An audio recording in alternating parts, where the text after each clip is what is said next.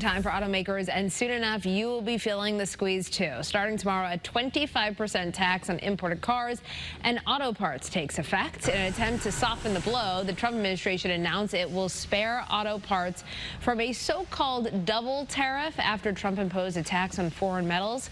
If you want to get a car, experts say to act now because cars on dealership lots are not subject to the tariffs. All this week you've been hearing what your friends and neighbors are saying about how President Trump has done during his first 100 days in office. Tonight, Erin Connolly takes us to our final stop in Manchester with CT Insider's Dan Haar. I don't think he's doing a good job. It's just been a mess. It's been a mess. He did good with his first running. His first 100 days, he's doing pretty good too. It's a scary time. I don't know what he's doing and why he's doing it. Oh, I can't stand him personally. I would not want him for a neighbor. 6 opinions from 6 random people who agreed to talk with our team on Monday afternoon on Main Street in Manchester. Peggy Jacobson may not want Mr. Trump as a neighbor, and she questions his intellect. And he's not too smart. But wait for it. The retired attorney is actually glad Donald Trump is president again. But what he's doing is, in the long run, is going to be good. And here's the reason. My pet peeve is the border. And I think the fact that he's trying to come down on the border is great.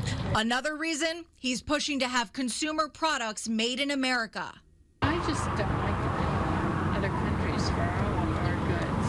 I mean, it's just medicine, even baby formula, car parts, everything's coming from China. Salon owner Karen Nelson supports the idea of bringing manufacturing jobs back to our country.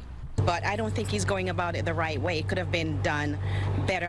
Her biggest concerns? He's taking away from the schools, from education. He's just targeting immigrants, and it's hurting families, and we're supposed to be about family, and when you're ripping parents away from their kids, you're messing with families, and we should always put family first. Matt Martin says Trump is not in a position to understand his needs, and he is not a fan. He's not the guy to get my trust back. He's way too different than me. He's in a different world. He's a billionaire. I'm a working class man. I didn't have much confidence and trust in government to begin with, but seeing the power grabs, the disregard for the lack of respect he has for the office, it's eroded the trust that I did have left. Molly McAllister, on the other hand, is a fan of the president and his business background. He's a businessman. I feel he's straightforward. He does what he needs to do. He has ups and downs, but he's a good person when it comes to business. Retired Methodist minister Dick Thompson has his concerns.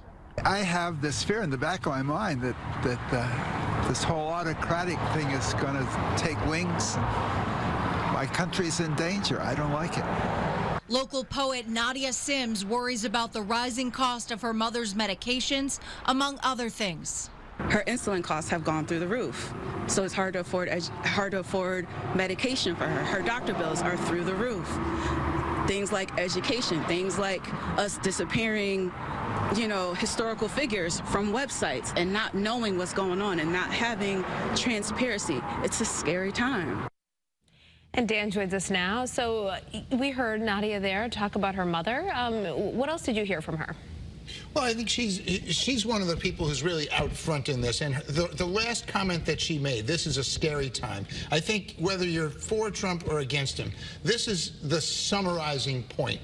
I think it is a scary time because he's doing so much that even if you support Donald Trump, you see the upheaval that's being caused by this, and you have to be fearful to some extent about that. But some people do feel good that he is in office, that he is the man making the decisions. They do. Yeah.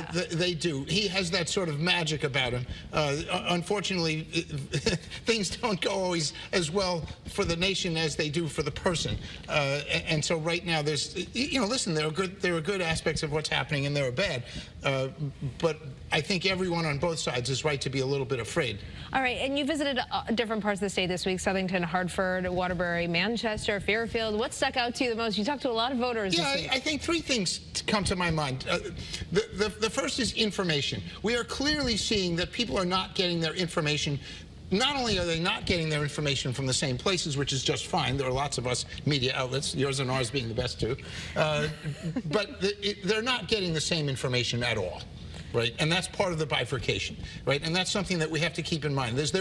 People are being given completely different stories. For example, crime and immigrants. Is it up? No, it is not. But some side says yes, it is. The other thing is chaos. The second point is chaos. We're seeing an enormous amount of chaos. And so that has all of us overwhelmed. I do this for a living, and I can't follow everything. There were 2 executive orders today, one about NPR. So you cannot follow all of it and be well informed the way you could in past administrations. And so that's something that overwhelms people, and so they're left giving impressions. And then lastly, time. Trump supporters are saying, give it time. People who oppose Trump are saying, wait a minute. He gave nobody any time ever in previous administrations. All he did was make a lot of noise and say the world is coming to an end, so why should we give him time? That's what the Trump opponents are saying. So it's really those 3 overwhelming points that I find. Very interesting. Dan Hart, thank you so much. And you can read Dan's columns on CTinsider.com. Coming up.